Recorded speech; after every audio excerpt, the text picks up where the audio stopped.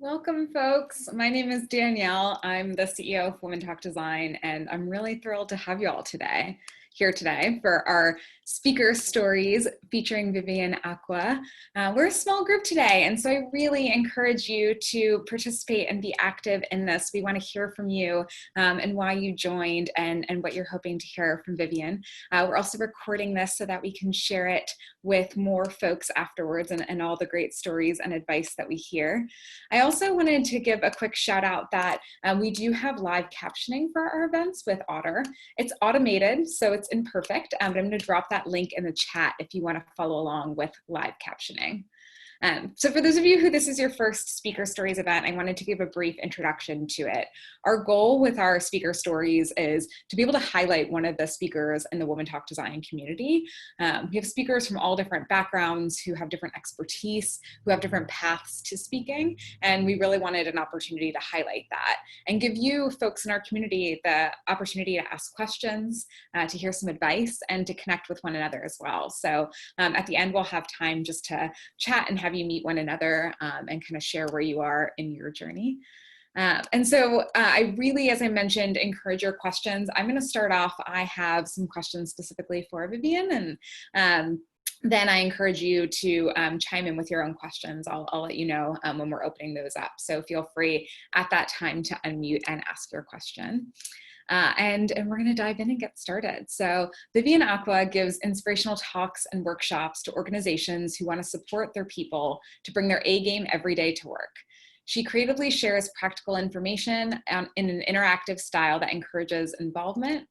Vivian is a driven woman who likes to talk about a holistic way of employee sustainability called workplace wellness, and is really focused for her on a way to work with solutions for employees.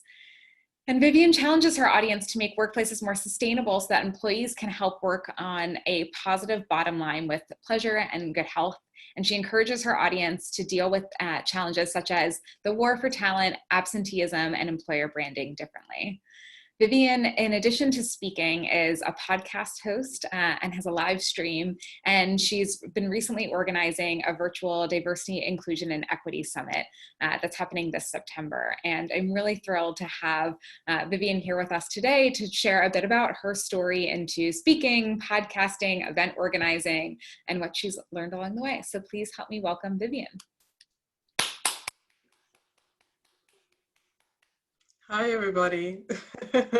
What an introduction. Thank you. Thank you, Danielle, for this introduction. It's a lot that I'm doing, but I'm looking forward to get to know all of you. And please don't be shy. I mean, the photo can be sometimes a little bit intimidating, but between you and me, I'm an introvert.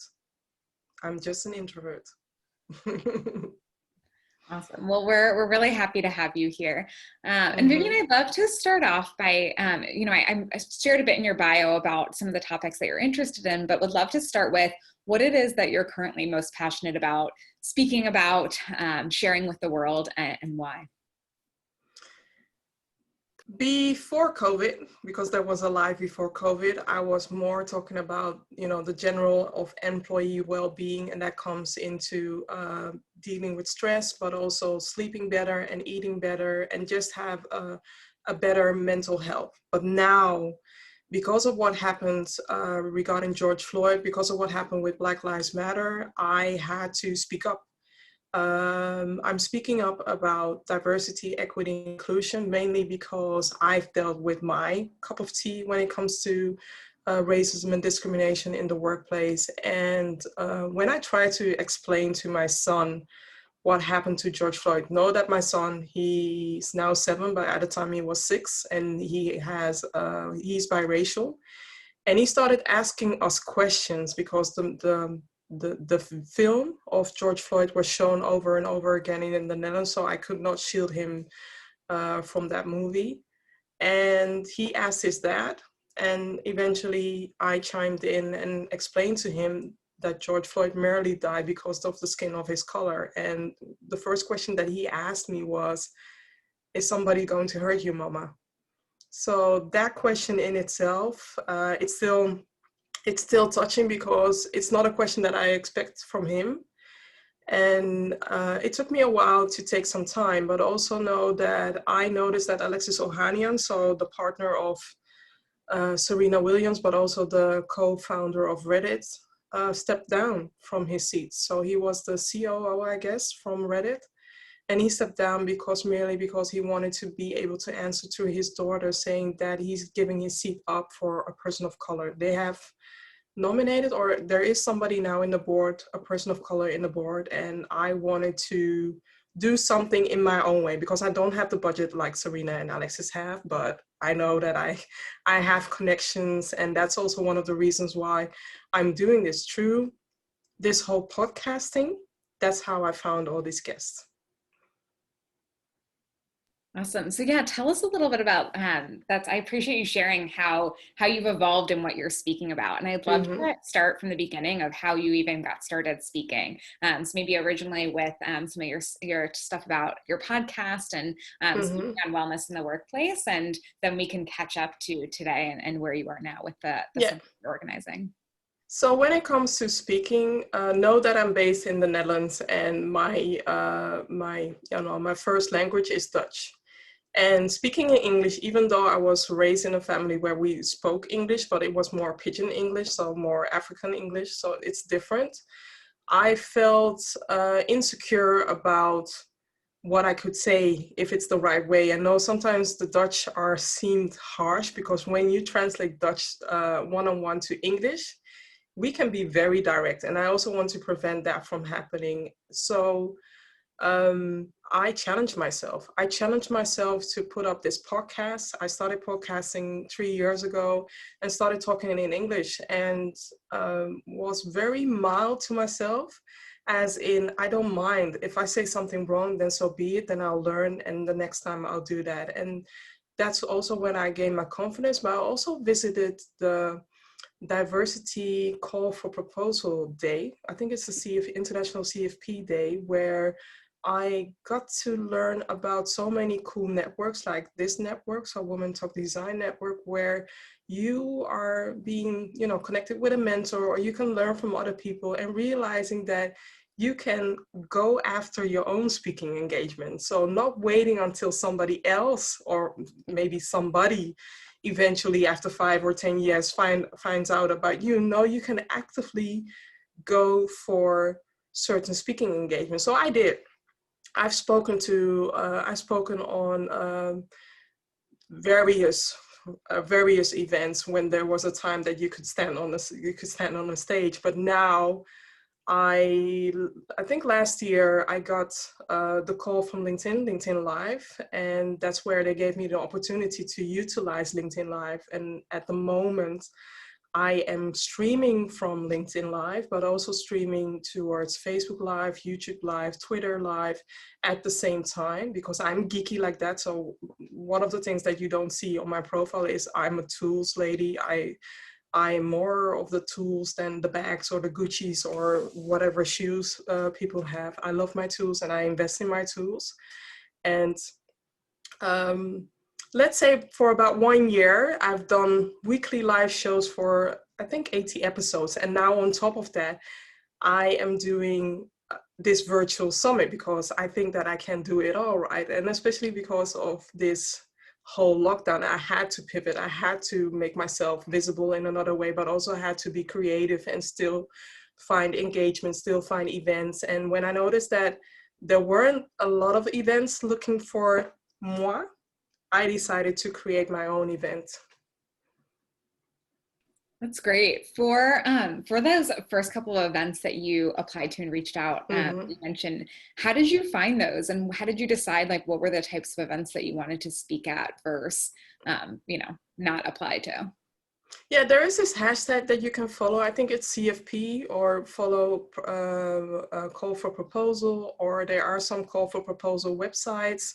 I can definitely share that one with Danielle, because it's not on my mind yet, because I haven't been that active anymore on these proposals. But be on the lookout, go to events where they have conversations about this, and merely ask a speaker. If you you're curious about how to end up as a speaker because you saw somebody else there speaking at a virtual event or at a local event, just ask them. Some of them will share, some of them won't, but I would encourage you to still ask people and maybe connect with the company that is organizing that event and let them know that you're doing something, you know, awesome that could be amazing for their event as well. That's great. And you said that LinkedIn Live had reached out to you about doing streaming on their service. Do you know how they found you or how that came to be? I know folks are always interested in like, how do I start to get people to reach out to me? Yeah, so I would say, well, at the time, LinkedIn was doing a beta.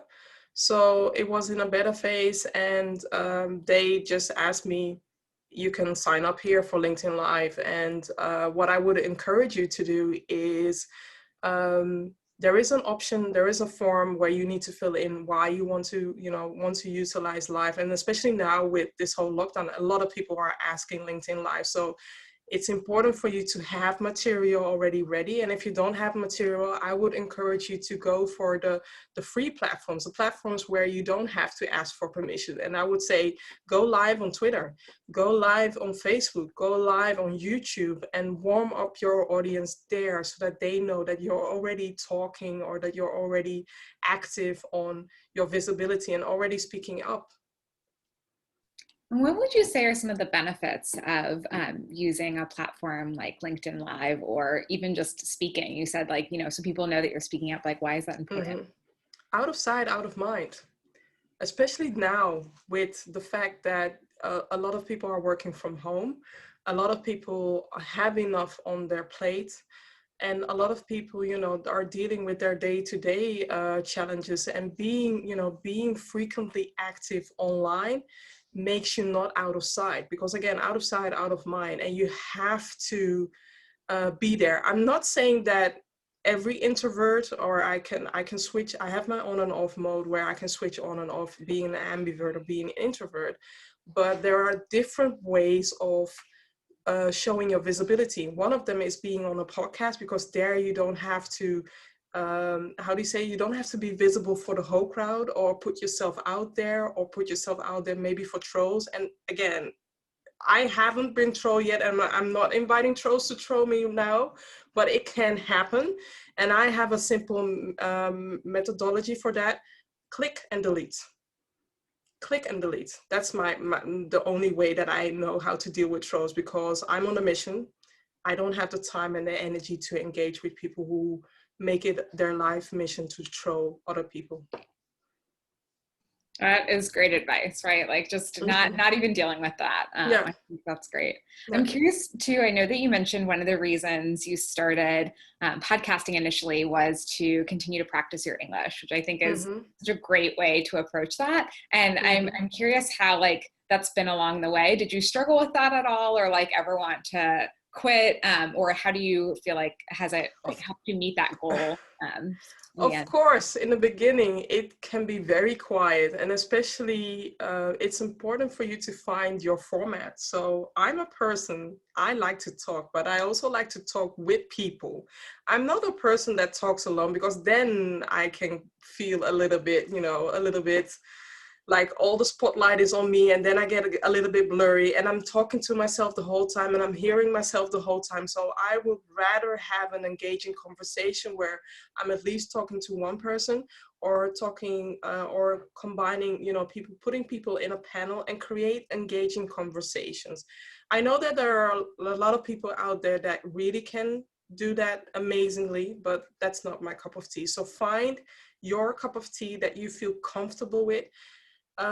Don't let tech hold you back. If you can do it yourself the way that I did it, that's totally fine. Follow a course, or ask somebody to help you, or invest in the podcast producers. And there are so many podcast producers there. So don't let the tech hold you back. Really, don't let that be anything. And if you feel overwhelmed, just reach out to somebody. There are so many resources out there that you can do it. And there are so many tools out there, so many platforms out there that you don't have to panic about it. And if you are, you're on a budget, you're first starting out, I would say reach out to Fiverr.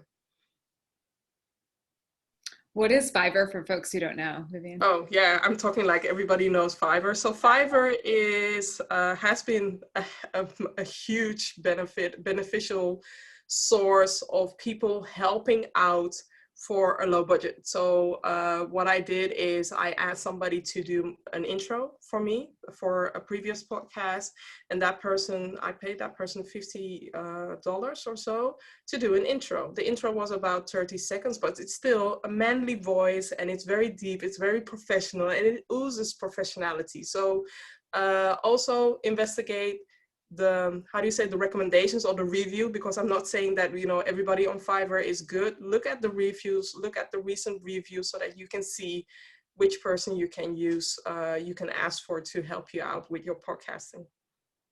Great, thanks for clarifying. And I love that advice that you shared about finding kind of your own like medium or a thing that works for you. Because I think a lot of the times people think as public speaking, I need to craft this talk and I need to, you know, have this thing memorized. And, you know, I love that you shared, like me personally, I love to have conversations with people, and that's a form of speaking and really getting your voice out there as well. Yeah, and also you don't have to be visible or to become a speaker. You don't always have to talk, and it's weird for me to say that, but you can also use your pen. You can also, you know, use your blogs as a way of speaking up about the topic that you are very passionate about. So there are different ways you can blog.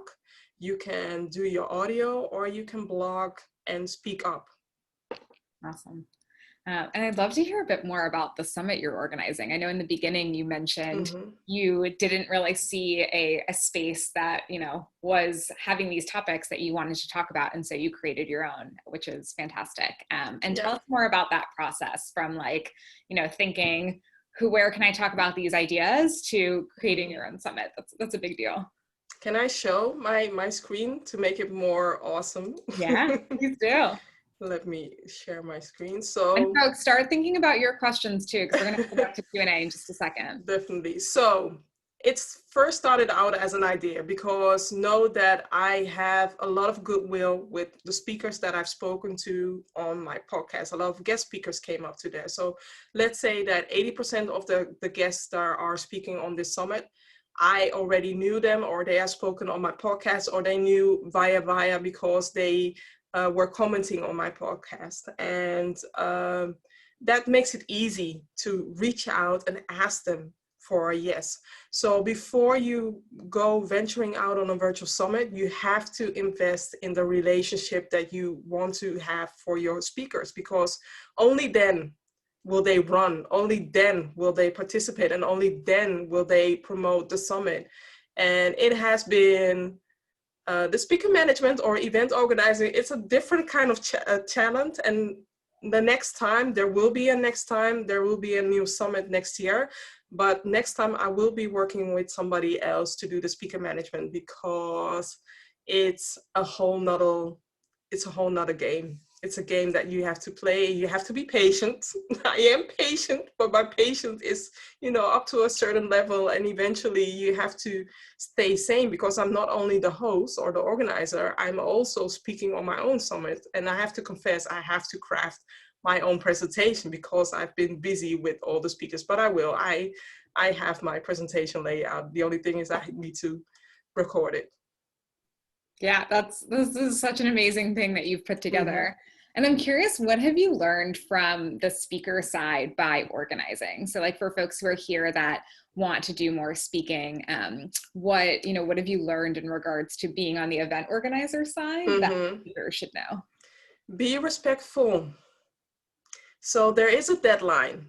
There are a few communications. Don't wait till the last minute to read all the emails.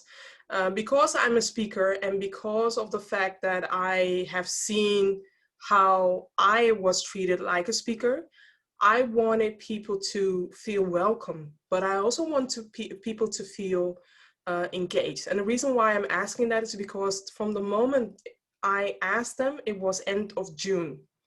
The summit is starting end of September. So that's a lot of weeks, a lot of time in between. And if you don't connect or don't engage with them, they don't know why, or they might forget why they joined, or they don't know what it is that they are doing. So I try to give them on a weekly basis, try to share emails. And my emails are very short. I'm more of a visual person, so I record a vlog saying, hey, how you doing? This is what we're doing in the back.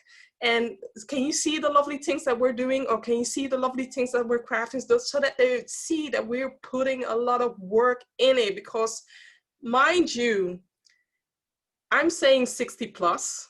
It's a safety net for me, but the actual number was 72, then it became 71, then it became 70, and I'm still not even sure if all the 70 people are going to join, because life happens. So keep your number safe. But also regarding the speaker, so be respectful, respect the deadlines. If you have any questions, don't hesitate to ask them. Don't wait at the last minute. And another thing that I've seen what my speakers are doing is supporting each other, helping each other out with the presentation. So if you have some challenges, ask another speaker, do you have some time to give me feedback, or do you have some time to help me, so that you can also bond. And another benefit that I'm adding on for the speakers is I know all these people, and as you can see, I have a lot of diversity. Yes, I'm biased towards women, and that's why you see a lot of women in there and a sprinkle of men. That's also because of the men were hard to get, hard to find, and I'm a person that I want to, I'm going for a goal. I want to do this, and I am 40. Just to be honest, I'm 40. I'm not a newbie in this area, and I'm not a newbie as in approaching people. What I don't like is people keeping me waiting. I just want a definite answer, yes or no. And if you say no, like is, I'm not available at this time because I have a project that I'm working on, but the next time that you have something similar, I will make sure, or I'll do my best to join. Because in that case, the event organizer will remember you, will know that you at least said no in a delicate way and respectful way for them to ask you again. So never say a hard no, and never drop out in the last minute, because that's not only bad PR for the event organizer, but it's also bad PR for you, and it might damage your image as well, your brand. Well, in that case, Vivian, what would you recommend if like someone has an emergency or something comes up and they do have to back out? Be honest, explain. I'm not saying that you have to explain what's happening in your life, but just be honest and share that there are life events, or I just lost somebody, or my partner is sick. I cannot drop out. But I find it a bit challenging, as in when you are committing yourself for an event and there is a gap for 4 months. In those 4 months, you should have had, some time to record yourself, etc. But still, life happens. But still, for me, and that's also the reason why I want to hand over the speaker management, because for me, it's a bit weird when you commit yourself. Let's say I'm not Obama, but I'm also not Oprah. But if you commit yourself and you have an appointment with Obama and Oprah, would you cancel that, or would you go? Sick or not sick? Would you go, Danielle? Me? I mean, I would try to do everything that I could. Yeah. Yeah. So I think you have this great perspective, Vivian, of like both being on the speaker and now event organizer side. And I have respect for event organizer. I have the utmost respect. And even so that recently an event organizer approached me and I was like, I feel your pain. What can I do to support you? I have a whole network. If you need somebody, or if you need a diverse person, just let me know. This is my video. These are the guests that I've interviewed, and I'll just share my YouTube link, and they can select themselves and say, hey, I want to get in contact. Oh, you want to get in contact? I'll match the two of you. So to spare your energy, and that will give you some bonus. So if somebody is inviting you for an event, just drop in and ask, are you looking for more people? Because you are solving their stress. You're preventing them from having stress, and that will make you more remarkable than ever. Yeah. And that might be great advice too, if, someone does have to back out for whatever reason, recommending someone to be in place. Yeah, great. I'm turning on my lights because it's dark here. Okay, do it, do it. I want to open it up for questions. So y'all, we have a few folks here and I know that you joined for a reason. So we want to hear what your questions are for Vivian. You can unmute yourself and ask the question live, or if you're not able to, if you're in a place that you can't, you can type it in the chat, but please, we want to hear from you. Please do know that I am scared and very likable, and I'm open to answer all your questions. And if you want to connect later or via Twitter or LinkedIn, I'm also open to ask questions. But know that during this session, I'm very calm, very open, but because of the summit, I am focusing on the summit. So this is your time to ask your questions and I will answer.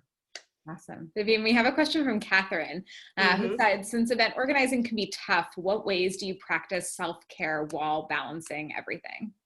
I have a partner, I have a son, and my partner is saying, you need to stop. You need to stop. So I have a team. It's not that I'm the only one who's working, but I do want you to, as an event organizer, calculate some safe space. So as an example, last week was the deadline for all the people to deliver their presentations. And to be honest, I'm missing about 20%. That 20%, they have a deadline. It's still giving me, I'm still safe. But then again, I wish I built in an extra week for myself, so that I have more time for myself to do the presentation. Just calculate some air between your planning. So the planning that I followed was a 90 days planning, and the next time I will do more days. I will do 100 days to plan a similar event, but also keep it a little bit smaller. So max 40 people, 40 speakers. So you have some kind of protective self-care that you do with having a partner to do this with and not doing it alone, but there's definitely some stuff that you want to do differently next time, which is, Definitely. I already knew it from the get-go. And also, from this summit, you'll learn who the speakers are that you will invite the next time, and who the speakers are that you have maybe a question mark, and who the speakers are that cause you to get more gray hair than you already have. Yeah. Mitra asked the question, how did you initially decide on what to speak on, and how do you continue to refine and revise that? So I know you had a really personal story about, now why you're focused on the DEI summit, but even before that, when you first started applying to speak, I think you were speaking of workplace wellness. Was that correct? Yeah, true. Yeah. I still do. And the funny thing is, doing all these myths, the next day I have an engagement with a huge client. Everybody uses their search bar, so I'm not gonna say, but you know what I'm referring to. I would say find a mentor. Find a mentor, and if you don't know a mentor, or you don't know how to look for a mentor, I would say ask in the Facebook group for Women Talk Design, or ask on Twitter if there is somebody there to mentor you, because you might maybe feel ashamed, but there are a lot of people out there that are willing to voluntarily help you out. Or when you are in an event like this, connect with people on LinkedIn. Sometimes there are breakout rooms moments where you have that intimate connection, where you can get to know more about the people. And if there is a click there, connect with them and have a conversation with them. Now you can do virtual coffees, and virtual coffees doesn't mean that you have to use that to pick the brain. You're just genuinely interested and you want to excel, or you want to level up in your speaking game. That's it. So if someone was coming to you and saying, hey, maybe you're my mentor, what advice would you give me on how to come up with what to speak about? What would you say? I would say, what are you most passionate about? Because I can only provide tools, and the other thing that I do is I am amplifying your voice. So you have to know what you're passionate about. If there is a lot that you're passionate about, then you have to downsize it to a top 3. My top 3 is talking about mental well-being, talking about career well-being, and talking about financial well-being. Now, on top of that is diversity and inclusion, but I have intertwined that with mental health and career well-being by talking about mentoring. That's great. How did you find that to begin with? Like, how did you find those topics? Was it some like work that you were doing that you then kind of speak about this? So workplace wellness is broad. It contains 6 pillars, and I chose the pillars that really resonated with me. I chose that. But find something that makes you happy. And if you think that a certain topic is making you happy, but eventually in time it isn't making you happy, just excel. You have to fall 100 times to learn what your craft is. And mind you, I am an entrepreneur for 5 years, and to be honest, I'm just the last 2 years have been so huge for me because I am daring to speak up. I am visible. People notice me. Also know that I'm 6'1", and even though I'm very tall, I was making myself very small by not speaking up and not being there, because I was from time to time also dealing with the imposter syndrome, which is real when you don't have your tribe or you don't have the people that you can be honest with, right? So I have my business tribe, my business friends tribe, but I also have my personal friends tribe, and I keep them, not that I per se keep them separate, but the business people, they understand the struggles, these Corona lockdown struggles, it's real.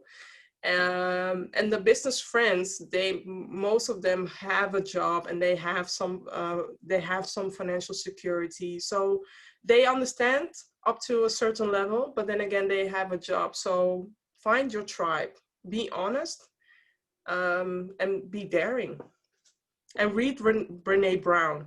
That book, especially Daring Greatly, but also her talk about the man in the arena.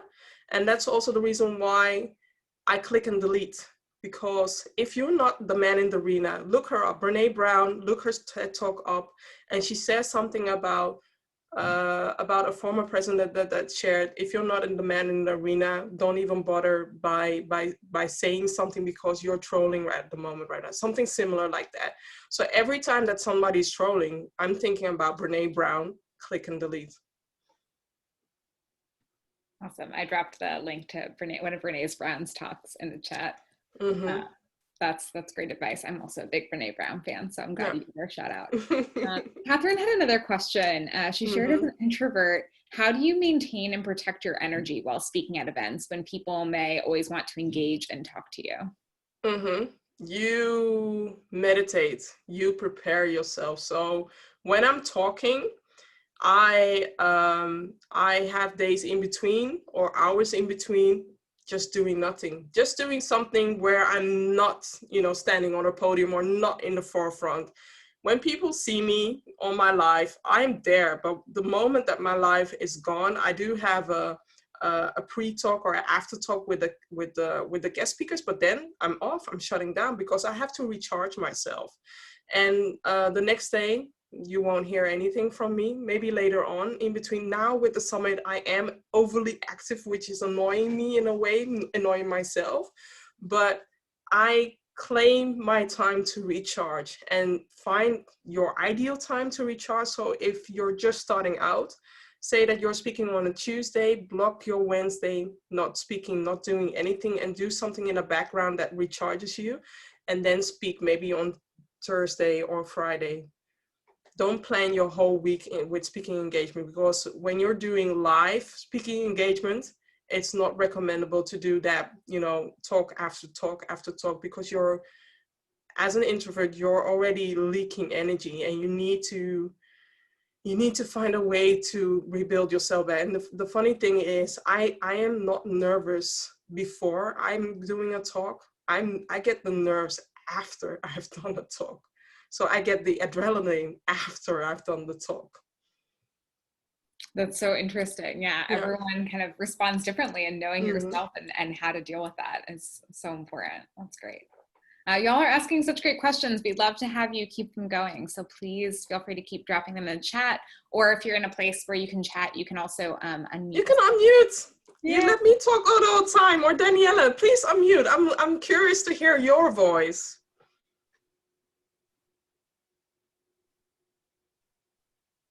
I don't bite.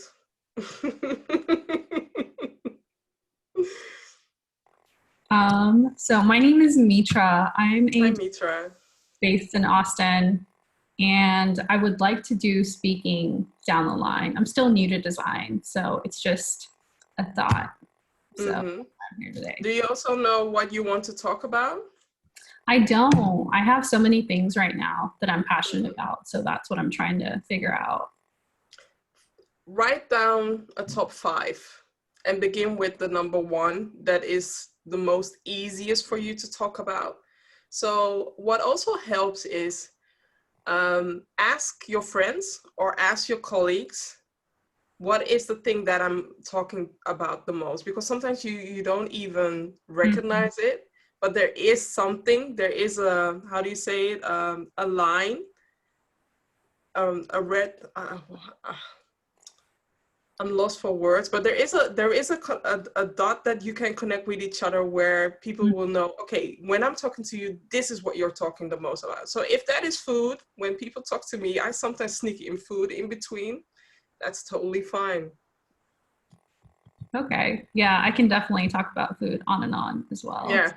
See, we have something in common. And if you intertwine that with design, then I think that the most of the speakers don't do your talk before lunchtime, because then the people, your attendees will hate you, or before dinner time. But if you find a way to intertwine that between the day, then you should be fine, and offer them a snack afterwards, or have a snack ready afterwards. That is great advice. Thank you. You're welcome. That reminds me, one of our speakers, Margot Bloomstein, said that her very first talk, it was a meetup that she was speaking at, she baked cookies to give everyone at the end. And it was like her, like, here, like me, you know? But the thing that I really love that you shared as well is to ask other people, like what they go to you for, right? Like what's the thing that when they think about you, what do they think about? Because I think often, I mean, sometimes we act like horses, right? With these side pedals on our eyes, and we don't see our hidden talent. So when friends talk to us, or when colleagues talk to us, there are a few things that we are passionate about. So ask them. They know you better than sometimes you know yourself, and they can give you constructive. Please ask them to give you constructive feedback, though, because sometimes people, especially here in the Netherlands, we can be very harsh when it comes to feedback. So ask them, what is it when we're talking, what am I most passionate about? Yeah, that's great. And Vivian, I have another question. I know that you, I believe you said that for your summit, a lot of your speakers you knew already, but I believe that you also put out a call for speakers. And I'm curious, for folks who are applying on the other side and wanting to apply for events, what were some of the things that you looked for? Or, you know, what advice do you have for people who are applying to speak based on your experience as an event organizer reading those proposals? Be unique in your proposal.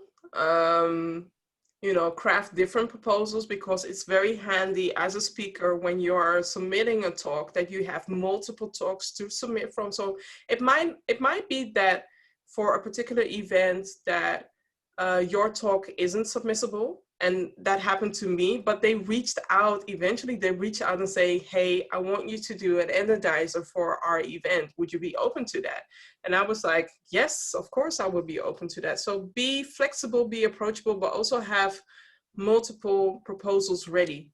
So from the moment that, you know, last week I was approached and they asked me, do you have some proposals? I only have 2, so I know that I have to work on more, but at least I could share everything. I shared my bio, I shared a summary of the talk, I shared a long version of the talk, and that's something that I learned from attending that International Call for Proposal Day. And I know that also Women Talk Designer is also doing something. The only thing is that I live in Europe, and time zone wise, it's not always favorable, but I do look out for all the newsletters, because it is engaging, and I learned so much from the newsletter. So Danielle, thank you.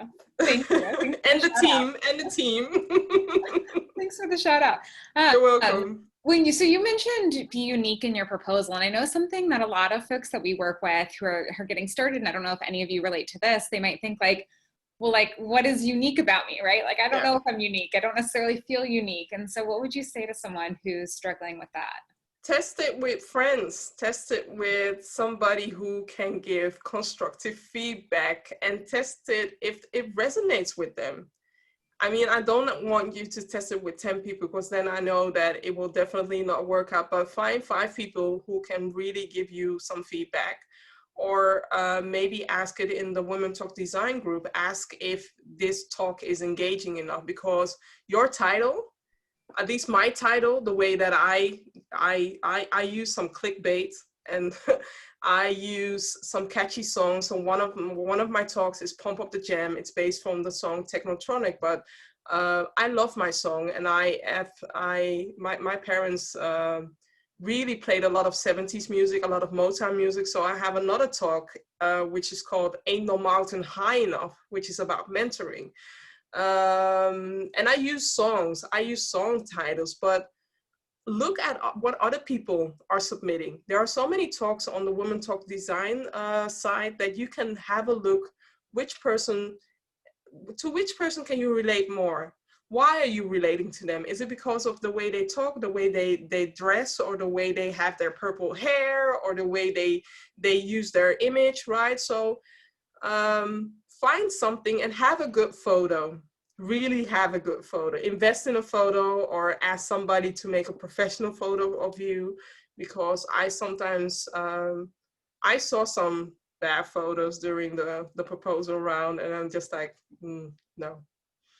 No, that's a good, I think something people don't often think about is like putting together your professional kind of speaking material. Yeah, or a speaker page or website. Yeah. Have speak on podcasts. So that somebody can listen to the way you're talking, because I'm an auditive person, I would like to see, is this person engaging enough to join the conversation?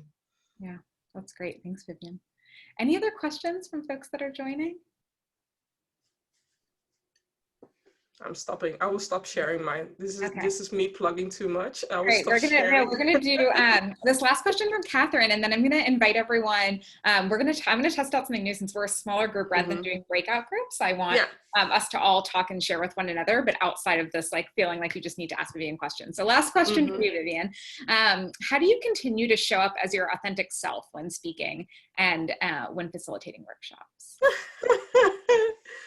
I fall and I stand up. That's it. I fall and I stand up. I read a lot of books. I read a lot of speaking books. And again, when you have read one of the books from Brene Brown, because being out there, being alone, especially when you're talking about tough conversation, about conversations that people sometimes are not ready to hear, especially when it comes to diversity, show up, be yourself. And if you had a bad experience, have a cry day, or have a pity party day for one day, and show up again. Please keep showing up. That's great. That's a great thing to end on. Thank you so much, Vivian. I really appreciate it. Really, thank you for sharing your advice. And for everyone else now, I'm actually going to stop the recording.